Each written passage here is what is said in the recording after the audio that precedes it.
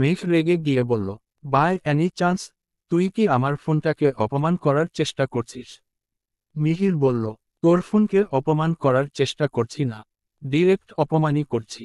আর ওই ঝুনঝুনি মার্কা ফোনের আবার মান সম্মান আছে যে ওটাকে অপমান করব। ওটাকে যদি অপমান করি তাহলে অপমানেরাও লজ্জা পাবে। দেখ ভাইয়া, এবার কিন্তু তুই বেশি বাড়াবাড়ি করছিস। তুই জানিস না এই ফোনটা কিনতে আমি কত কাঠখড় পড়িয়েছি, মা বাবাকে কত কষ্টে ফোনটা কেনার জন্য রাজি করিয়েছি, দিন রাত এক করে এস সি পরীক্ষায় ভালো রেজাল্ট করার পর বাবা আমাকে এই ফোনটা কিনে দিয়েছে। ওমা, তুই একটা ফোনের জন্য কত কষ্ট করেছিস, তা আমি এখন তোর এই ফোনের জন্য একটা জাদুঘর বানিয়ে দেই, সেখানে এই ফোনটা সুন্দর করে সাজিয়ে রেখে উপরে লিখে দিবি পৃথিবী থেকে বিলুপ্ত হওয়া আমার অ্যান্টিক মুঠোফোন। কথাটা বলেই মিহির হা হা করে হেসে দিল। মিহিরের এমন বিদ্রূপের স্বরের কথা শুনে মেঘ ভীষণ রেখে গেল।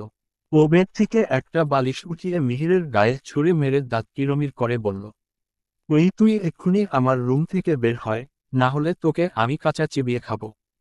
আর যাওয়ার আগে তোর ওই কাজকর ভাইয়ের দেওয়া ফোনটা নিয়ে যা। আমি তো আমার ওই পুরনো ফোনটাই চালাবো, দেখি কে আমাকে আটকায়। মেঘের কথায় মিহির কয়েক সেকেন্ড চুপ থেকে কিছু একটা ভাবল।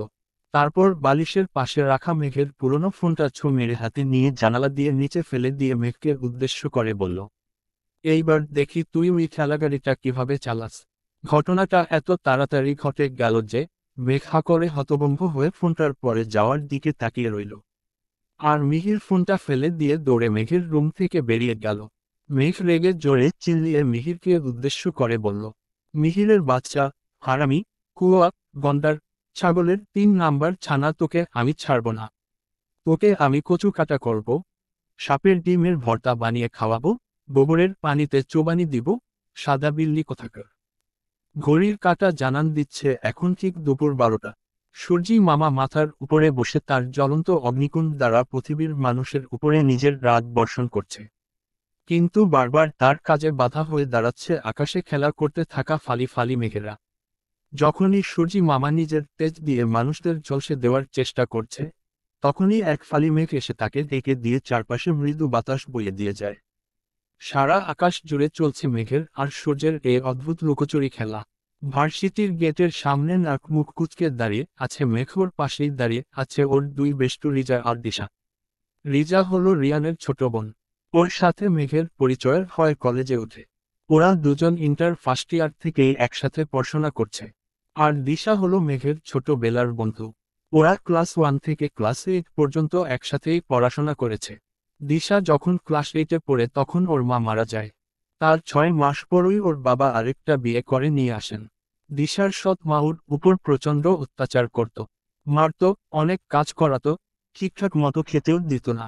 মেঘ মাঝে মাঝে দিশাকে ওদের বাসায় নিয়ে গিয়ে রাখত, অসুস্থ থাকলে ডাক্তার দেখাতো, ঔষধ কিনে দিত। কিন্তু দিশা মেঘদের বাসায় গেলেও ওকে ওর সৎ মায়ের কাছে মার খেতে হতো। 6 মাস এভাবে কেটে যাওয়ার পর একদিন দিশার খালামণি সবটা জানতে পেরে দিশাকে ওনার সাথে সিলেট থেকে ঢাকায় নিয়ে আসেন। তারপর থেকে আর মেঘের সাথে দিশার কোনো যোগাযোগ হয়নি। যখন মেঘ আর রিজা একসাথে এই ভার্সিটিতে ভর্তি হয় তখনই মিহিরের থেকে জানতে পারে দিশাও এই ভার্সিটিতেই ভর্তি হয়েছে। দিশার খালাতো ভাই হচ্ছে আহির আর মিহিরের ফ্রেন্ড এবং এই ভার্সিটির ভিপি। তখন থেকে মেঘ, দিশা, রিজা একসাথে আছে। রিজা বিরক্তি নিয়ে বলল, এই সারিকা সাইফা জীবনেও শুধরাবে না। সব কিছুতেই দেরি করা ওদের স্বভাব হয়ে গেছে। রোদের মধ্যে কতক্ষণ ধরে দাঁড়িয়ে আছি, আর এই দুইজনের এখনো আসার কোনো নাম নেই। মেঘ কাদো কাদো গলায় বলল, আমার অনেক খিদে পেয়েছে, ওরা এখনো আসছে না কেন? এখান থেকে রেস্টুরেন্টে যেতে যেতে তো আমি খিদেতে মরেই যাব। আম্মু গো, দিশা ধমক দিয়ে বলল, একদম ছাগলের মতো ভা ভা করবি না। সকালে না খেয়ে আসার সময় মনে ছিল না ইডিয়েট? আরে আমি কি ইচ্ছে করে খেয়ে আসিনি নাকি? সকালে ব্রেকফাস্ট করতে নেমে দেখি ওই ইঁদুরটা পুরো ফর্মাল ড্রেস পরে পটের বাবু সেজে মনের সুখে ব্রেকফাস্ট করছে। ওকে দেখেই আমার মেজাজটা খারাপ হয়ে গেল। শয়তানের হাড্ডিটা কালকে রাতে আমার ফোনটা নিচে ফেলে দিয়েছে। 6তলা থেকে আমার ফোনটা নিচে পড়ে টুকরা টুকরা হয়ে গেছে। কালকে রাত 12টা পর্যন্ত খুঁজেও ফোনটার সবগুলো টুকরো খুঁজে পাই নাই। তাই তো ওকে শান্তিতে ব্রেকফাস্ট করতে দেখে মনে পড়ে গেল ও আমার ফোনের খুনি। কুয়াটাকে মারার জন্য তাড়া করতে গেলাম, সেটাও বুঝতে পেরে অফিসের ফাইলগুলো হাতে নিয়ে সোজা দৌড়ে বাসা থেকে বের হয়ে লিফটে চড়ে নিচে নেমে গাড়িতে উঠল আর ড্রাইভার আঙ্কেল গাড়ি নিয়ে চলে গেল। আমিও অন্য লিফট দিয়ে নিচে নেমে দৌড়ে ওর গাড়ির পিছনে যাচ্ছিলাম, তখনই পা স্লিপ খেয়ে মুখ থুবড়ে রাস্তায় পড়ে গেছি। তাকিয়ে দেখি আব্দুল চাচা পাইপ দিয়ে গাছে পানি দিচ্ছিল আর সেই পানিতে রাস্তাটা পুরো ভিজে গেছে। তোরা জানিস আমাদের বাসার কিছু ভাড়াটেরা আমাকে এভাবে পড়ে যেতে দেখে মুখ টিপে হাসছিল। আমি সবার সামনে ভীষণ লজ্জায় পড়ে গেছিলাম। তারপর আবার শাওয়ার নিয়ে রেডি হতে হতে অনেক সময় হয়ে গেছিল, তাই আর খাইনি।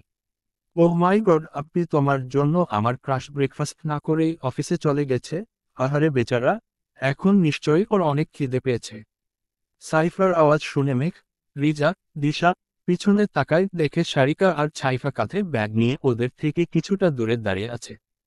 সাইফার কথায় রিজা, দিশা, সারিকা হাহা করে হেসে দেয়। কিন্তু মেঘ ওর কথায় ভীষণ রেগে গিয়ে ওর পিছনে তাড়া করতে করতে দাঁতে দাঁত চেপে বলে, আহারে আমার বেচারার বেচারি, একে তো এত দেরি করে এসেছিস, তার উপর আবার ওই গাধাটার পক্ষ নিচ্ছিস। তুই আমার বোন নাকি ওর বোন? সাইফা দৌড়াতে দৌড়াতে হাঁপানো কণ্ঠে বলল, ছি আপনি, আমি মিহিরের বোন হতে যাব কোন দুঃখে?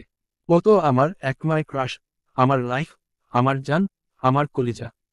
তোর ওই ক্রাশ, লাইফ, জান, কলিজা আমি ব্যালেন্ডারে দিয়ে জুস বানিয়ে তোকে গেলাবো বজ্জাত মেয়ে। সারিকা হাসতে হাসতে দিশা আর রিজাকে উদ্দেশ্যে করে বলল, আজকে সাইফা গেল, ওর ক্রাশের উপর বরাদ্দ করা মায়ের সব ওর পিঠে পড়বে। মেঘরা একটা রেস্টুরেন্টের সামনে এসে রিকশা থেকে নামল। তারপর দুটো রিকশারই ভাড়া মিটিয়ে ভিতরে যাওয়ার উদ্দেশ্যে পা বাড়ালো। তখনই ওদের ক্রস করে বেশ এক্সপেন্সিভ তিনটা কার এসে রেস্টুরেন্টের পার্কিং লটে কার পার্ক করলো। গাড়িগুলো চিনতে মেঘ, সারিকা, সাইফার একটুও অসুবিধা হলো না। প্রথম গাড়িটার ড্রাইভিং সিট থেকে হিয়ান আর তার পাশের সিট থেকে আলিশা নামল। দ্বিতীয় গাড়ির সামনে থেকে দুইজন গার্ড নেমে এসে একসাথে পিছনের দুই সিটের দরজা খুলে দেয়। সেখানে থেকে আহির আর মিহির নেমে আসে। দুজনের গায়ে পুরো ফর্মাল গেটআপ, বোঝাই যাচ্ছে অফিস থেকে সরাসরি এখানে এসেছে। তৃতীয় গাড়িটা থেকেও দুইজন গার্ড নেমে এসে গাড়ির পিছনের দরজা খুলে দেয়। সেখানে থেকে আহান আর অভি বেরিয়ে আসে। আহান ইশারা করে গার্ড চারজনকে রেস্টুরেন্টের ভিতরে গিয়ে বসতে বলে। ওরাও মাথা নেড়ে সম্মতি জানিয়ে ভিতরে চলে যায়। আহান মেঘদের কাছে এসে গম্ভীর স্বরে জিজ্ঞেস করে, তোমরা সবাই এখানে কি করছো? তোমাদের তো এখন ভার্সিটিতে থাকার কথা। সারিকা হাসি মুখে জবাব দিল, আসলে ভাইয়া আপনি সকালে বাসা থেকে ব্রেকফাস্ট করে আসেনি, আর সারাদিনেও কিছু খাওয়ার সময় পায়নি। অনেক দিন আমাদেরও বাইরে কোথাও খাওয়া হয় না, তাই ক্যান্টিনে না গিয়ে সবাই এখানে খেতে চলে আসলাম। মেঘ খেয়ে আসেনি শুনে আহান রাগী চোখে মেঘের দিকে তাকালো। আহানকে এভাবে তাকাতে দেখে মেঘ ভয় কয়েকটা শুকনো রোগ গিলে মাথাটা নিচু করে ফেলল। সাইফা সারিকার হাতে একটা চিমটি কেটে ফিসফিসিয়ে বলল, গাধা কোথাকার, কোথায় কি বলতে হয় সেটাও জানিস না? সাইফার কথায় সারিকা ছুটে করে জিভ কাটল। ও বুঝল মেঘ খেয়ে আসেনি, সেটা আহানদের বলা ঠিক হয়নি। আহান এখনো মেঘের রাগী চোখেই তাকিয়ে আছে। মেঘ মাথা তুলে আহানের দিকে তাকানোর সাহস পাচ্ছে না, ভয়ে ওর হাত পা ঠান্ডা হয়ে আসছে। আহির মেঘের সামনে এসে ওর বাহু ধরে ঝাঁকিয়ে ঝাঁঝালো গলায় বলল, সকালে খেয়ে আসিসনি কেন? না খাওয়ার জন্য পরশু দিন রাতেও অসুস্থ হয়ে পড়েছিস মনে নেই? এত অনিয়ম কেন করিস তুই? মেঘ কিছু বলছে না, মাথাটা নিচু করে আছে। এই মুহূর্তে ও আহিরকেও ভীষণ ভয় পাচ্ছে। মিহির আর আহিরের সাথে মেঘ সব সময় ঝগড়াঝাটি মারামারি করলেও ওদের রাগটাকে ও ভীষণ ভয় পায়। মেঘ ভালো করেই জানে এরা দুজন রেগে গেলে ঠিক কি করতে পারে। মেঘ কিছু বলছে না দেখে আহির মেঘের বাহু ছেড়ে পিছনে ঘুরে মিহিরকে উদ্দেশ্য করে রাগী গলায় বলে, তুই বাসা থেকে বের হওয়ার আগে ওকে খাইয়ে বের হতে পারলি না? জানিস না ও একটু সুযোগ পেলেই কিভাবে অনিয়ম করা যায় সেই বাহানা খোঁজে। মিহির এতক্ষণ রেগে বম হয়ে মেঘের দিকেই তাকিয়েছিল। আহিরের কথা শুনে কর্কশ গলায় বলল, ওকে আমি কিভাবে খাওয়াবো? ও কখনো কারো কথা শোনে? সবসময় নিজের যেটা ভাববে সেটাই ঠিক, আর বাদ বাকি সবাই ভুল। মেঘের এবার ভীষণ কান্না পেল। না হয় একটু সকালে আসেনি, তাই বলে ওরা ওকে এভাবে সবার সামনে বকাবকি করবে? আর ইচ্ছে করে খেয়ে আসেনি নাকি? মিহিরের পিছনে দৌড়াতে গিয়েই তো পড়ে গিয়ে এত দেরি হয়ে গেল। নিজের ভুল করে আমার মাথায় দোষ চাপিয়ে দিয়ে বলছে, আমি নাকি কারো কথা শুনি না? একে তো পেটের ভেতর ইঁদুর লাফালাফি করছে, তার উপর আবার পায়েও প্রচণ্ড ব্যথা করছে। সকালে যখন পড়ে গিয়েছিল তখন খালি পায়ে থাকার কারণে ডান পায়ের গোড়ালির নিচ থেকে অনেকখানি কেটে গেছে। সকালের সময় ছিল না তাই কাটার জায়গায় কোনো অ্যান্টিসেপটিক বা ওয়েনমেন্ট লাগায়নি, কোনো রকম করে একটা ব্যান্ডেজ পেঁচিয়ে রেখেছে শুধু। কোনো পেইন কিলারও খায়নি। সকালবেলা ব্যথাটা তেমন একটা ছিল না, কিন্তু এখন যত সময় যাচ্ছে ব্যথাটা ততই বেড়ে যাচ্ছে। মেঘ আর চোখে একবার আহানের দিকে তাকায়, দেখে আহান এখনো ওর দিকে তীক্ষ্ণ চোখে তাকিয়ে আছে। ও এক পলক তাকিয়ে নিজের চোখ তাড়াতাড়ি নামিয়ে ফেলে মাটির দিকে স্থির করল। আহানের রাগী তীক্ষ্ণ চোখে বেশিক্ষণ তাকিয়ে থাকার সাহস মেঘের নেই। দিশা, রিজা একপাশে চুপচাপ দাঁড়িয়ে আছে। অভি, কিয়ান, আলিশা অসহায় দৃষ্টিতে একবার আহানের দিকে তো একবার মেঘের দিকে তাকাচ্ছে। এখন মেঘের পক্ষ নিয়ে আহানকে কিছু বলা মানে সিংহের গুহায় ঢুকে সিংহের লেজ ধরে টান দেওয়া। মিহির আর আহির এখনো রেগে মেঘের দিকেই তাকিয়ে আছে। সারিকা সাইফা ভাবছে কিভাবে ব্যাপারটা স্বাভাবিক করা যায়। হঠাৎ সারিকা কিছু একটা ভেবে নিজেকে সামলে নিয়ে শুকনো গলায় হিয়ানকে উদ্দেশ্য করে জিজ্ঞেস করল, ভাইয়া তোমরা সবাই এখানে কিভাবে আসলে? সারিকার এমন বোকা বোকা প্রশ্ন শুনে সাইফার ইচ্ছে করছে ওকে একটা লাথি মারতে। সাইফা মনে মনে বলল, মাথামোটা একটা, যেখানে দেখলো ওরা গাড়িতে করে এসেছে তারপরেও জিজ্ঞেস করছে কিভাবে আসলে। আহির সারিকার দিকে রক্তিম চোখে তাকিয়ে বিদ্রূপের স্বরে বলল, তোর বাপ যৌতুকে আমাকে যে উড়ন্ত রথটা দিয়েছিল সেটাতে উঠতে উঠতে এসেছি। কেন চোখে দেখতে পাসনি? সারিকা একটা শুকনো ডোক গিলে কাপা কাপা গলায় বলল, না মানে, আমি বলতে চাইছিলাম যে তুমি আর মিহির ভাই তো অফিসে ছিলে। আর হিয়ান ভাইয়াকে সকালে বাড়িতে দেখে আসছি, অভি ভাইয়ার তো এই টাইমে অফিসে থাকার কথা। তাহলে সবাই একসাথে আসলে কিভাবে? আহির কিছু বলতে যাবে তার আগে হিয়ান জোরপূর্বক একটা মেকি হাসি দিয়ে বলল, আমি আর আলিশা লং ড্রাইভে বেরিয়েছিলাম। তখনই আহান ফোন করে বলে আমরা বিডিতে ব্যাক করেছি, সেই উপলক্ষে নাকি আমাদের রিলেটিভ এবং ফ্যামিলি ফ্রেন্ডদের বাড়িতে গিফটস পাঠাতে হবে, তাই আমরা যেন তাড়াতাড়ি শপিং মলে চলে যাই। সেখানে গিয়ে দেখি আহান, আহির আর মিহিরকেও ফোন করে অফিস থেকে ডেকে নিয়েছে। তার কিছুক্ষণ পর দেখি অভিও চলে আসলো। অভিকে অফিস টাইমে অফিসে না গিয়ে শপিং মলে আসার কারণ জিজ্ঞেস করতেই অভি জানায় ও ওর জবটা ছেড়ে দিয়েছে। তারপর আর কি, সবাই মিলে কিছুক্ষণ কেনাকাটা করে সেগুলো বাড়িতে পাঠিয়ে দিয়ে এখান চলে এলাম। হিয়ানের কথা শেষ হতেই সাইফা অভির দিকে তাকিয়ে অবাক কণ্ঠে জিজ্ঞেস করল, অভি ভাইয়া তুমি জবটা ছেড়ে দিয়েছ? কিন্তু কেন? এত ভালো একটা জব, শুরুতেই ৮০,০০০ টাকা স্যালারি দিয়েছে। আর তোমার যা কোয়ালিফিকেশন তাতে ২-১ বছরের মধ্যেই তোমার র্যাঙ্ক আরও বাড়ানো হতো। তাহলে এত ভালো জবটা ছাড়লে কেন? আলিশা অনেক কষ্টে নিজের হাসি চেপে রেখে বলল, কালকে রাতে নাকি বাপি ওকে নিজের চেম্বারে ডেকে বলেছে, যদি এই জবটা ছেড়ে আমাদের অফিসে জয়েন না করে তাহলে বাপি ওকে কান ধরিয়ে রাস্তায় দাঁড় করিয়ে রাখবে। না হলে একজন ৬০ বছরের বুড়ির সাথে বিয়ে দিয়ে দেবে। আলিশার কথা শুনে সারিকা, সাইফা হাহা করে হেসে দিল। ওদের হাসি দেখে দিশা, রিজা আর আলিশাও ফিক করে হেসে দিল। হিয়ান ঠোঁট চেপে হাসছে। আহির আর মিহির এতক্ষণ রেগে থাকলেও এবার না হেসে পারল না। শপিং মলে বসেও এই বিষয়টা নিয়ে সবাই অনেক হাসাহাসি করেছে। মেঘ সবাইকে হাসতে দেখে ওর এতক্ষণের সব ভয় জানালা দিয়ে উড়ে পালিয়ে গেল। ও খিলখিল করে হেসে দিল। আহানের তীক্ষ্ণ চোখ দুটো হঠাৎ করে শীতল হয়ে আসলো। ও একরাশ মুগ্ধতা নিয়ে মেঘের হাসির দিকে তাকিয়ে আছে। সবাইকে এভাবে হাসতে দেখে উনি কিছুটা লজ্জা পেল। ও লজ্জাটা ঢাকতে রাগ করার ভান করে বলল, আপনাদের সবার রাগ আর হাসাহাসির পর্ব শেষ হলে আমরা এবার রেস্টুরেন্টের ভিতরে যেতে পারি, নাকি সারাদিন সবাই এখানে দাঁড়িয়ে দাঁড়িয়ে হাওয়া খেয়ে পেট ভরবেন? আলিশা হাসি থামিয়ে বলল, রিয়েলি গাইস, আমার অনেক খিদে পেয়েছে, সবাই ভিতরে চলো প্লিজ। আলিশার কথায় সম্মতি জানিয়ে সবাই হাসির মুখে রেস্টুরেন্টের ভিতরে চলে গেল। আহান গেট দিয়ে ভিতরে ঢুকতে যাবে তখনই খেয়াল করল মেঘ বাকিদের সাথে ভিতরে ঢোকেনি। ও আশেপাশে তাকিয়ে মেঘকে খুঁজতে লাগলো, কিছু একটা মনে করে ঘাড় ঘুরিয়ে পেছনে তাকাতেই দেখল মেঘ আস্তে করে খুঁড়িয়ে খুঁড়িয়ে হাঁটছে। আহান দ্রুত হেঁটে মেঘের সামনে গিয়ে দাঁড়ালো। মেঘের পায়ের দিকে ভালো করে তাকাতেই দেখতে পেল ওর পায়ে ব্যান্ডেজ করা। আহান চিন্তিত ভঙ্গিতে মেঘের দিকে তাকিয়ে জিজ্ঞেস করল, তোমার পায়ে কি হয়েছে? ব্যান্ডেজ করা কেন? আহান এভাবে হঠাৎ করে প্রশ্ন করায় মেঘ কিছুটা থতমত খেয়ে গেল। কি বলবে কিছুই বুঝতে পারছে না, সত্যিটা বললে নিশ্চিত আবার বকাবকি করবে, তাই ও মাথাটা নিচু করে হাত কচলাতে লাগলো। আহান ধমক দিয়ে বলল, কিছু জিজ্ঞেস করেছি তো। আহানের ধমকে মেঘ কেঁপে উঠল।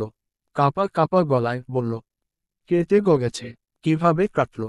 ও পড়ে গিয়ে কেটে গেছে। আহান শক্ত কণ্ঠে বলল, কিভাবে পড়ে গেলে? মেঘ ভয়ে আহানকে গড়গড় করে কালকের রাতে মিহিরের ফোন ফেলে দেওয়া থেকে শুরু করে সকালের আছাড় খেয়ে পড়ে যাওয়া পর্যন্ত সবটা বলে দিল।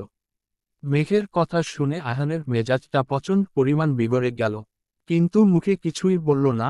রাগী চোখে মেঘের দিকে কিছুক্ষণ তাকিয়ে থেকে ওকে কোলে তুলে সামনের দিকে হাঁটা দিল। হঠাৎ এভাবে কোলে তুলে নেওয়ায় মেঘ চমকে উঠে চোখ বড় বড় করে আহানের দিকে তাকালো। তারপর হাত পা ছুটতে ছুটতে বলল, ভাইয়া প্লিজ আমাকে কোল থেকে নামান, আমি হেঁটে যেতে পারবো। উদ্ধৃতি চিহ্ন। আহান কিছু না বলে ওর মতো হাঁটতে লাগলো। মেঘ অসহায় গলায় বলল, প্লিজ আমাকে নামিয়ে দিন, অনেকে আমাদের দিকে তাকিয়ে আছে। সবাই কি ভাববে? আহান বলল, আই ডোন্ট কেয়ার, কে কি দেখলো বা বলল তাতে আমার কিচ্ছু যায় আসে না। But I do. এইভাবে আমাকে দেখলে যে কেউ আমার নামে বাজে কথা বলতে পারে, যেটা আমি একদমই সহ্য করতে পারবো না। একবার এই স্বার্থপর পৃথিবীর মানুষগুলোর মুখোশ ছাড়া চেহারাটা দেখেছি। প্রতিনিয়ত তাদের ধারালো কথার ছুরির আঘাত দিয়ে নিজেকে ক্ষতবিক্ষত করেছি। আরেকবার এদের কুৎসিত কথাগুলো শোনার বা সহ্য করার ইচ্ছে শক্তি কোনোটাই আমার নেই। উদ্ধৃতি চিহ্ন। শেষের কথাগুলো বলার সময় মেঘের গলাটা ধরে এলো। ওর যন্ত্রণা মিশ্রিত কথাগুলো শুনে আহানের পাটা থমকে গেল। আহান অবাক হয়ে মেঘের অশ্রুসিক্ত চোখের দিকে তাকালো। কতটা কষ্ট পেলে একটা বাচ্চা মেয়ে এই কথাগুলো বলতে পারে, সেটা আহান ভালো করে জানে। কিছু মানুষের স্বার্থপরতার জন্য মেয়েটা বিনা দোষে কত অপমান সহ্য করেছে ভেবেই আহান একটা দীর্ঘশ্বাস ফেলল। তারপর মেঘের দিকে তাকিয়ে বলল, 4 বছর আগে তোমার জন্য আমি কিচ্ছু করতে পারিনি, বাট আই প্রমিস, তোমাকে বাজে কথা তো দূরের কথা, এখন যদি কেউ তোমার দিকে চোখ তুলেও তাকায়, তার এমন অবস্থা করব শেয়াল কুকুরও তার দিক থেকে মুখ ফিরিয়ে নেবে। আহানের কথাগুলো শুনে মেঘের হাত পা ছোড়াছুড়ি বন্ধ হয়ে গেল। ও অবাক হয়ে আহানের মুখের দিকে তাকিয়ে রইল। মেঘকে এভাবে তাকাতে দেখে আহান দুষ্ট হেসে বলল, that's like a good girl. এভাবেই নড়াচড়া না করে চুপচাপ শান্ত মেয়ের মতো থাকো, না হলে একদম কোল থেকে ফেলে দেব। তারপর কোমরটা ভেঙে গেলে আর তোমাকে কেউ বিয়ে করবে না। বাধ্য হয়ে আমাকেই হয়তো এই কোমর ভাঙা মেয়েটাকে বিয়ে করতে হবে। উদ্ধৃতি চিহ্ন। বলেই আহান আবার সামনের দিকে হাঁটা দিল। আহানের কথায় মেঘ লজ্জায় মাথাটা নিচু করে রাখল। আহান রেস্টুরেন্টের মধ্যে ঢুকে কয়েক পা এগোতেই হঠাৎ কিছু একটা দেখে দাঁড়িয়ে গেল। ওর ফেস রাগে লাল হয়ে গেল। ও রক্তিম চোখের সামনে থাকা মানুষগুলোর দিকে তাকিয়ে আছে। দেখে মনে হচ্ছে এই চোখ দিয়ে রুই মানুষগুলোকে পুড়িয়ে ভস্ম করে দেবে। আহানের এমন হঠাৎ রেগে যাওয়ার কারণ বুঝতে পারল না মেঘ, তাই আহানের দৃষ্টি অনুসরণ করে সামনের দিকে তাকালো। তাকিয়ে ও চমকে উঠল। অবাক হয়ে সামনের মানুষগুলোর দিকে তাকিয়ে মনে মনে বলল, এরা এখানে কি করছে? আহান রেস্টুরেন্টের মধ্যে ঢুকে কয়েক পা এগোতেই হঠাৎ কিছু একটা দেখে দাঁড়িয়ে গেল। ওর ফেস রাগে লাল হয়ে গেল। ও রক্তিম চোখের সামনে থাকা মানুষগুলোর দিকে তাকিয়ে আছে। দেখে মনে হচ্ছে এই চোখ দিয়ে রুই মানুষগুলোকে পুড়িয়ে ভস্ম করে দেবে। আহানের এমন হঠাৎ রেগে যাওয়ার কারণ বুঝতে পারল না মেঘ, তাই আহানের দৃষ্টি অনুসরণ করে সামনের দিকে তাকালো। তাকিয়েই ও চমকে উঠল। অবাক হয়ে সামনের মানুষগুলোর দিকে তাকিয়ে মনে মনে বলল, এরা এখানে কি করছে? ওদের থেকে কিছুটা দূরে রেস্টুরেন্টের একপাশে বসে আছে আবির আর জেরিন। শুধু আবির আর জেরিন না, সাথে মেঘের দুই ফুপি আর ফুপা, চাচা চাচিরা আর ওর সব কাজিনেরাও আছে। ওরাও সবাই অবাক চোখে মেঘদের দিকেই তাকিয়ে আছে। মেঘ ঘাড় ঘুরিয়ে ভয়ে ভয়ে আহানের দিকে তাকালো, দেখল রাগের কারণে আহানের নাকের ডগা লাল হয়ে গেছে। আহান কিছুক্ষণ ওদের দিকে তাকিয়ে থেকে সামনে এগিয়ে গিয়ে মেঘকে একটা চেয়ারে বসিয়ে দিল। তারপর হাঁটু গেড়ে মেঘের সামনে বসে ওর কাটা পাটা নিজের হাঁটুর উপরে রাখল। মেঘকে এভাবে কোলে করে আনতে দেখে হিয়ারা সবাই অবাক হলো। একটু আগে তো মেঘ ঠিকই ছিল, হঠাৎ এমন কি হলো যে আহান ওকে কোলে করে ভিতরে নিয়ে এসেছে? ওরা ভ্রু কুঁচকে আহান কি করে সেটা দেখতে লাগলো। ওরা সবাই রেস্টুরেন্টে ঢুকেই আবিরদের দেখেছিল কিন্তু কোনো রিয়্যাক্ট করেনি, এমন একটা ভাব করেছে যেন ওদের কাউকে চিনেই না। আর আবিররাও ওদের খেয়াল করেনি, কারণ ওরা সবাই নিজেদের মতো কথা বলায় ব্যস্ত ছিল। খেয়াল করলেও দিশা আর মিহিরকে ছাড়া ওরা কাউকেই চিনতে পারত না। হিয়ান, অভি, আলিশা, সারিকা, সাইফা, রিজা ওরা সবাইকে না চিনলেও আবির, জেরিন আর মেঘের মেজো চাচা চাচিকে চেনে। মিহির অনেক আগে আবির আর জেরিনের পিক ওদের দেখিয়েছে। আর মেঘের মেজো চাচা চাচির সাথে হিয়ানদের 4 বছর আগে হসপিটালে আলাপ হয়েছিল। আর এই 4 বছরে মেঘের দাদু বাড়ির অন্য কেউ মেঘদের সাথে যোগাযোগ না রাখলেও মেঘের মেজো চাচা চাচি মাঝে মাঝে মেঘদের বাড়িতে বেড়াতে আসতো, কয়েকবার হিয়ান আর আহানদের বাড়িতেও গিয়েছিল। এখন দুপুর 12:30 বাজে, তাই রেস্টুরেন্টে তেমন একটা লোক নেই। এই সময়ে কেউ নিজ নিজ কর্মস্থানে থাকে, আবার কেউ কেউ স্কুলে, কলেজে বা ভার্সিটিতে আছে। এই মধ্যপ্রহরের সময়টা প্রায় সবাই বিজি থাকে। আহির, মিহির, অভি, কিয়ান একটা টেবিলে বসেছে। আর ওদের পাশের টেবিলেই বসেছে আলিশা, সাইফা, সারিকা, দিশা আর রিজা। ওদের সবার থেকে খানিকটা দূরে আবির, জেরিন সহ মেঘের অন্যান্য কাজিনা আর বড়রা বসে আছে। ওনারা এক এক টেবিলে 6 জন করে বসে নিজেদের পছন্দ মতো স্ন্যাক্স খাচ্ছে। আহান যখন মেঘকে কোলে নিয়ে আসছিল তখন রেস্টুরেন্টের অনেকেই উৎসুক দৃষ্টিতে ওদের দিকে তাকিয়েছিল, সেই দৃষ্টি অনুসরণ করে আবিরাও তাকিয়েছিল। কিন্তু একে তো মেঘকে এত বছর পর এখানে দেখল, তাও আবার এভাবে একটা ছেলের কোলে দেখে ওরা শোকত হয়ে মুখ হা করে আহান আর মেঘের দিকে তাকিয়ে আছে। আহির ওয়েটারকে খাবারের অর্ডারও দিচ্ছিল, আহানকে ওভাবে হাঁটু গেড়ে বসতে দেখে অবাক হয়ে আহানকে উদ্দেশ্য জিজ্ঞেস করল, হোয়াট ইজ দিস ব্রো? একে তো ওকে ভেতরে কোলে করে নিয়ে আসলে তার উপর হাঁটু গেড়ে ওর সামনে বসে পড়েছ। এখন কি খাওয়া রেখে বিয়ের জন্য প্রপোজ করবে? আহিরের কথায় মেঘ চোখ বড় বড় করে আহানের দিকে তাকালো। আহান দাঁতে দাঁত চেপে বলল, শাট আপ আহির, মেজাজ খারাপ আছে, উল্টোপাল্টা কথা বলিস না। আর ওকে আমি এখন প্রপোজ করব না, খুন করে ফেলব। আহানকে এভাবে রাগী স্বরে কথা বলতে দেখে আহির ভ্রু কুঁচকে চিন্তিত ভঙ্গিতে জিজ্ঞেস করল, what happen bro? Anything serious? আর ওরই বাকি হয়েছে? কি আর হবে, পা কেটে গেছে। মিহির বসা থেকে দাঁড়িয়ে বলল, হোয়াট? কেটে গেছে মানে কি? কিভাবে কাটলো? আহান শক্ত কণ্ঠে বলল, সেটা তোর বোনকে জিজ্ঞেস কর। মহারানীর তো প্রতিদিন একটা অঘটন না ঘটালো পেটের ভাত হজমই হয় না। রোজ কিছু না কিছু উল্টোপাল্টা কাজ করে ওর নিজেকে হাত করতে হবে। ওদের কথার মাঝে মেঘের মেজো চাচা এসে আহানকে উদ্দেশ্য করে বললেন, hi young man, how are you? Ahan দাঁড়িয়ে ওনাকে হাত করে মুচকি হেসে বলল, ফিট অ্যান্ড ফাইন আঙ্কেল। আপনি কেমন আছেন? আমিও ভালো আছি বেটা। তোমাদের কি অবস্থা? দেশে কবে আসলে? পরশু দিন সকালে বিদিতে ব্যাক করছি আঙ্কেল। কিন্তু আপনারা সবাই এখানে কেন? কোনো অকেশন আছে নাকি? সামনের সপ্তাহে আমার ছেলের বিয়ে, তাই আজকে ওরা সবাই বিয়ের শপিং করতে বেরিয়েছে। কেন তোমরা জানো না? 4 দিন আগে তো আমি নিজে তোমাদের বাড়িতে গিয়ে ইনভিটেশন কার্ড দিয়ে আসছি। তোমার মামা বাড়িতেও গিয়েছিলাম। ওনারা বলেছেন ওনারা সবাই বিয়েতে আসবেন। তারপর উনি মেঘের দিকে তাকিয়ে চিন্তিত ভঙ্গিতে বললেন, একই মামনি, তোমার পায়ে কি হয়েছে? ব্যান্ডেজ করা কেন?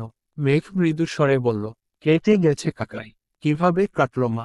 একটু সাবধানে চলাফেরা করতে পারিস না? অনেকখানি কেটে গেছে নাকি? আহান কটাক্ষ করে বলল, ইনি যদি সাবধানে চলাফেরা করেন তাহলে নিজের হাত পা কাটবে কে? তাই ইনি ভুলেও কখনো সাবধানে চলাফেরা করেন না। অ্যান্ড ডোন্ট ওয়ারি আঙ্কেল, পা বেশি কেটে গেলেও কোনো প্রবলেম নেই, ছোট্ট একটা ইঞ্জেকশন দিলেই পায়ের ব্যথা একদম চলে যাবে। ইঞ্জেকশনের কথা শুনে মেঘের চোখ দুটো বড় বড় হয়ে গেল। ও কাঁপা কাঁপা কণ্ঠে বলল, কি ইঞ্জেকশন? আহান বাঁকা একটা হাসি দিয়ে বলল, হ্যাঁ ইঞ্জেকশন, একটা ইঞ্জেকশন দিলেই দেখবে তুমি হয় হাঁটতে পারছো। উদ্ধৃতি চিহ্ন। আমি কিছুতেই ইঞ্জেকশন দেব না। আহান সিরিয়াস হওয়ার ভান করে বলল, ইঞ্জেকশন তো তোমাকে দিতেই হবে। বলি আহান গার্ডরা যে টেবিলে বসেছে সেই টেবিলের দিকে তাকিয়ে একজন গার্ডকে উদ্দেশ্য করে বলল, শাওন গাড়ি থেকে ফার্স্ট এড বক্সটা নিয়ে আসো। আহানের কথায় শাওন নামের ছেলেটা মাথা নেড়ে সম্মতি জানিয়ে বাইরে চলে গেল। ইঞ্জেকশন দেওয়ার ভয় মেঘের হাত পা ঠান্ডা হয়ে গেছে। আহান বাঁকা হেসে মেঘের দিকে তাকিয়ে আছে। মেঘের কাকাই সহ বাকিরা সবাই মুখ টিপে হাসছে। ওরা সবাই জানে মেঘ ইঞ্জেকশন ভীষণ ভয় পায়। অনেকক্ষণ থেকে আবির অবাক চোখে শুধু মেঘের দিকেই তাকিয়ে আছে। একটুর জন্য ওর দিক থেকে চোখ সরাতেই পারছে না। আবিরের চোখে মুখে স্পষ্ট মুগ্ধতার ছাপ। মেঘ অ্যাশ কালারের একটা টপস পরেছে, সাথে হোয়াইট লেডিস জিন্স। মাথায় অ্যাশ কলারের হিজাব পরা, হোয়াইট কালারের জর্জেট ওড়নাটা কাঁধের এক সাইডে ফেলে রেখেছে। চোখের নিচে চিকন করে হালকা কাজল দিয়েছে, তাছাড়া আর কোনো সাজ নেই। আবির খেয়াল করল মেঘের চেহারায় আর সেই বাচ্চা বাচ্চা ভাবটা নেই। এখন ওকে একদম অ্যাডাল্ট এবং ম্যাচিউরড লাগছে। আর সবচেয়ে সুন্দর হলো মেঘের ওই ঘন পাপড়িওয়ালা সাদা মনির চোখ দুটো। আবিরকে এভাবে মেঘের দিকে তাকাতে দেখে আবিরের বাবা ধীর গলায় বলল, ওর দিকে এভাবে তাকিয়ে থাকার অধিকার তোমার নেই। নিজের চোখকে সংযত করো। আবির চমকে উঠে ওর বাবার দিকে তাকালো। ওর বাবা তাচ্ছিল্য হেসে চেয়ার থেকে উঠে মেঘদের কাছে চলে গেল। কিছুক্ষণ পরই শাওন নামের ছেলেটা ফার্স্ট এড বক্স নিয়ে এসে আহানকে দিল। আহান বক্সটা হাতে নিয়ে আবার হাঁটু গেড়ে মেঘের সামনে বসে ওর কাটা পাটা ধরে পুরনো ব্যান্ডেজটা খুলে ফেলল। দেখলো মেঘের পা অনেকটাই কেটে গেছে, তবে খাওয়া অতটা গভীর না, কয়েকদিন ঠিকমতো ওষুধ খেলেই সেরে যাবে। আহান খুব সাবধানে অ্যান্টিসেপটিক দিয়ে ড্রেসিং করে অয়েনমেন্ট লাগিয়ে আবার নতুন করে ব্যান্ডেজ লাগিয়ে দিল। তারপর একটা সিরিঞ্জ ভেঙে তার মধ্যে মেডিসিন ঢুকিয়ে মেঘের দিকে তাকিয়ে বলল, are you ready? No, never. বলেই মেঘ এক লাফে চেয়ারের উপর উঠে সেখানে থেকে টেবিলের উপরে উঠে গেল।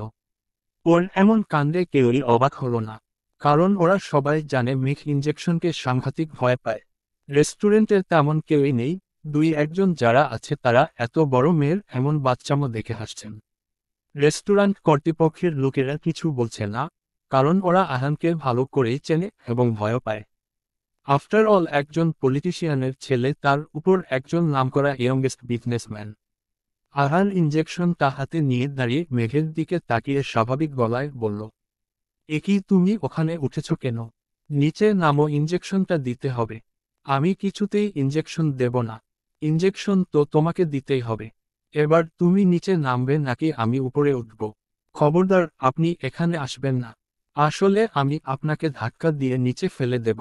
আহান মেঘকে আরেকটু ভয় দেখানোর জন্য চেয়ারের উপর উঠল। আহানকে চেয়ারের উপর উঠতে দেখেই মেঘ ভয় পেয়ে লাফ দিয়ে টেবিল থেকে নেমে আহিরের পিছনে লুকিয়ে পড়ে। ও ভয়ের চোটে বুলিয়ে গেছে যে ওর পায়ে ব্যথা। আহিরকে পিছন থেকে শক্ত করে জড়িয়ে ধরে কাঁদো কাঁদো গলায় বলল, ভাই প্লিজ আমাকে বাঁচাও, আমি ইঞ্জেকশন দেব না। উদ্ধৃতি চিহ্ন। আহির আহানের দিকে তাকিয়ে বলল, ব্রো প্লিজ, ওকে আর শুধু শুধু ভয় দেখিও না। শাট আপ, আহির, ওকে মোটেও ভয় দেখাচ্ছি না। এই ইঞ্জেকশন আমি ওকে সত্যি সত্যি দিব। এবার তুই সামনে থেকে সরে দাঁড়া, না হলে এটা আমি তোর ব্যাক সাইডে দিয়ে দেব। বলি আহান মেঘের এক হাত ধরে টান দিয়ে আহিরের থেকে ছাড়িয়ে এনে ঝাড়ি দিয়ে বলল, এখন ভয় পাচ্ছ কেন? উল্টোপাল্টা কাজ করার সময় মনে থাকে না? কোন সাহসে তুমি মিহিরের গাড়ির পিছনে দৌড় দিয়েছ? যদি পড়ে গিয়ে আরো বড় কোনো অঘটন ঘটে যেত তখন কি হতো? আর পড়ে গেছো, কেটে গেছে ভালো কথা। সেখানে ভালো করে ড্রেসিং করে ঔষধ লাগাওনি কেন? আর নিজে ঔষধ না লাগাও অন্তত মামনিকে তো। মীরা রহমান, বলতে পারতে মামনি তোমাকে ঔষধ লাগিয়ে দিত। মেঘ মাথা নিচু করে চিরকণ্ঠে বলল, সরি, ইটস ওকে। ভবিষ্যতে যেন এরকম ভুল কখনো না হয়। ব্যথা পেলে কখনো বড়দের থেকে লুকাবে না। মেঘ উপর নিচ করে হ্যাঁ সূচক মাথা নাড়ালো। মেঘ ওর মাথার উপর কারো হাতের স্পর্শ পেয়ে চোখ তুলে ব্যক্তিটির দিকে তাকালো। তাকিয়ে ওর চাচু, আবিরের বাবা, কে দেখতে পেল। খুশিতে মেঘের চোখ দুটো চিকচিক করে উঠল। মেঘ মুচকি হেসে বলল, আসসালামু আলাইকুম চাচ্চু, কেমন আছো? ওয়ালাইকুমুস সালাম। আমি ভালো আছি মামনি। তুমি কেমন আছো? তোমার মা বাবা, খালামণি, খালু, মামা মামিরা সবাই কেমন আছেন? আলহামদুলিল্লাহ, সবাই আছে চাচ্চু। মিহির এতক্ষণ দাঁড়িয়ে দাঁড়িয়ে মেঘের লাফালাফি দেখছিল আর হাসছিল। কিন্তু ওর চাচ্চুকে মেঘের সাথে কথা বলতে দেখে ওর মেজাজটা চরম মাত্রায় খারাপ হয়ে গেল। 4 বছর আগে মিহিরের বারবার বারণ করার পরেও এই লোকটা জোর করে আবিরের সাথে মেঘের বিয়ে ঠিক করেছিলেন। আর এই লোকটার জন্যই ওর বোনকে সবার সামনে এতটা অপমানিত হতে হয়েছে। কে বলেছিল ওনার উইস কাউন্ডেল ছেলের সাথে ওর বোনের বিয়ে ঠিক করতে? নেহাত উনি গুরুজন না হলে ওনাকে একটা উচিত শিক্ষা দিয়ে দিত। মিহির রাগে গজগজ করতে করতে সাইফার পাশের চেয়ারটায় গিয়ে বসে পড়ল। তারপর টেবিলের উপর নিজের হাতটা উঠিয়ে একটা পানির গ্লাস হাতে নিয়ে রাগের জোরে গ্লাসটা চেপে ধরল। সাইফা দেখল রাগের চোটে মিহিরের চোখ লাল হয়ে গেছে। গ্লাসটা আর 2-3 সেকেন্ড ওভাবে ধরে থাকলে ওটা ভেঙে মিহিরের হাতে ঢুকে যাবে। সাইফা তাড়াতাড়ি মিহিরের হাত থেকে টান দিয়ে গ্লাসটা নিয়ে নিল। তারপর বিরক্তিকর কণ্ঠে ফিসফিসিয়ে বলল, কী সমস্যা আপনাদের? ভাইয়ের রাগ সব সময় নাকের ডগায় থাকে কেন? যেখানে সেখানে রেগে ভাঙচুর করা, গুন্ডামি করা আপনাদের স্বভাব হয়ে গেছে। এই জন্য আমরা আপনাদের সাথে সহজে কোথাও যেতে চাই না, কারণ আপনাদের মধ্যে ম্যানার্স নামের কোনো বস্তুই নেই। খিদে পেয়েছিল তাই রেস্টুরেন্টে খেতে আসছি, কিন্তু খাবার কখন খাবো আপনাদের রাগ দেখতে দেখতেই তো আমার পেট ভরে গেছে। মিহির দাঁতে দাঁত চেপে বলল, আমি মেয়েদের গায়ে হাত তুলি না, না হলে এই কথাগুলো বলার জন্য তোকে মেরে এখানে পুঁতে দিতাম। হ্যাঁ, লাইফে তো ওই দুইটা জিনিসই খুব ভালো করে শিখেছেন, একটা বাপের টাকায় ফুটানি করা, আরেকটা কথায় কথায় গুন্ডামি করা। শাট আপ ইডিয়েট, নিজের মুখটা বন্ধ রাখো, না হলে এই গ্লাসটা আমি তোর মাথায় ফাটাবো। সাইফা বিড়বিড় করে বলল, হ্যাঁ গন্ডার, তুই তো এটাই পারবি। তোর মতো লেজ ছাড়া গরুরা ভালোবাসার মানে কি বুঝবে? আল্লাহ, আমি কেন এই আনরোমান্টিক ছাগলটা কেন যে ভালোবাসতে গেলাম? মিহির বিরক্তি নিয়ে বলল, বিড়বিড় করে কি বলছিস? সাহস থাকে তো জোরে বল। সাইফা কিছু না বলে মিহিরের দিকে একবার তাকিয়ে ঠোঁট উল্টিয়ে বসে রইল। তা দেখে মিহির মুচকি হেসে একজন ওয়েটারকে ডাক দিল। ওয়েটার এসে একে একে সবার থেকে খাবারের অর্ডার নিতে লাগল। আহান, মেঘ আর আবিরের বাবা বসে কথা বলছিল। তখনই একজন ওয়েটার এসে আহানের থেকে খাবারের অর্ডার চাইল। আহান নিজে কি খাবে সেটার অর্ডার করে, মেঘের জন্য মেঘের ফেভারিট খাবার চিকেন ফ্রাইড রাইস অর্ডার করে দিল। এটা দেখে মেঘ ভ্রু কুঁচকে মনে মনে বলল, ইনি কিভাবে জানলো আমার চিকেন ফ্রাইড রাইস খুব পছন্দের? আমি তো ওনাকে কখনো বলিনি। তাহলে কি ভাইয়ারা কেউ বলেছে? নাকি আমি একটু বেশি বেশি ভাবছি? উনি হয়তো এমনিতেই অর্ডার দিয়েছে আর সেটা কোইন্সিডেন্সলি আমার পছন্দের সাথে মিলে গেছে। সে যাই হোক, এত ভেবে লাভ নেই। খিদে পেয়েছে, যেকোনো একটা খাবার পেলেই হলো। আহান ঠোঁটের কোণে মুচকি হাসির রেখা টেনে আবিরের বাবাকে উদ্দেশ্য করে বলল, আঙ্কেল আপনি কি খাবেন? ওনাকে অর্ডার করে দিন। আবিরের বাবা উঠে দাঁড়িয়ে বললেন, না বাবা, আমি কিছুই খাবো না, তোমরা খাও। কেন আঙ্কেল? আবিরের বাবা একটা দীর্ঘশ্বাস ফেলে বললেন, আমি এখানে বেশিক্ষণ বসে তোমাদের সাথে গল্প করলে তোমার আন্টি এখানে এসে সিন ক্রিয়েট করবে, মেঘকে উল্টোপাল্টা কথা শোনাবে, ওনার সাথে জেরিনও যোগ দিবে। ওনার কথার মাঝে আহান ওনাকে থামিয়ে দিয়ে বলল, আরে কিচ্ছু হবে না আঙ্কেল, আপনি বসুন তো। আবিরের বাবা ওনার এক হাত আহানের কাঁধের উপর রেখে মুগ্ধ হেসে বললেন, তোমাকে দেখলেই যে কেউ চোখ বন্ধ করে বলে দিতে পারবে তুমি যথেষ্ট শান্ত শিষ্ট ভদ্র একটা ছেলে বাবা। মিহিরকে নিশ্চয় এত দিনে খুব ভালো করে চিনেছ। ও ছোটবেলা থেকে অনেক রাগী বদমেজাজি। বিশেষ করে মেঘকে কেউ কিছু বললে ও একদম সহ্য করতে পারে না। একে তোর কাকিমনি, আবিরের মা, কে আর জেরিনকে মিহির আগে থেকে পছন্দ করে না, তার উপর যদি ওরা এখানে এসে মেঘকে কিছু উল্টোপাল্টা বলে তাহলে আমি নিশ্চিত মিহির ওনাদের মুখের উপরে গ্লাস ছুঁড়ে মারবে। কথাটা বলেই উনি মেঘের থেকে বিদায় নিয়ে ওনাদের টেবিলে চলে গেলেন। মেঘ আবিরের বাবার যাওয়ার দিকে তাকিয়ে মনে মনে বলল, হায় রে চাচ্চু, তোমার এত বয়স হয়ে গেল তাও তুমি এখনো ঠিকঠাক করে মানুষ চিনতে পারলে না। এই শয়তানের হাড্ডিটাকে কিনা তুমি বললে এটা শান্ত শিষ্ট ভদ্র ছেলে। এই ভিলেনটার পাস্ট রেকর্ড যদি শোনো তাহলে তোমাকে এখান থেকে সোজা হসপিটালে নিয়ে যেতে হবে, বাসায় আর ফিরতে পারবে না। এনার ভিলেন গিরির গল্প শুনে আমি প্রায় হার্ট অ্যাটাক করতে করতে বেঁচে গেছি।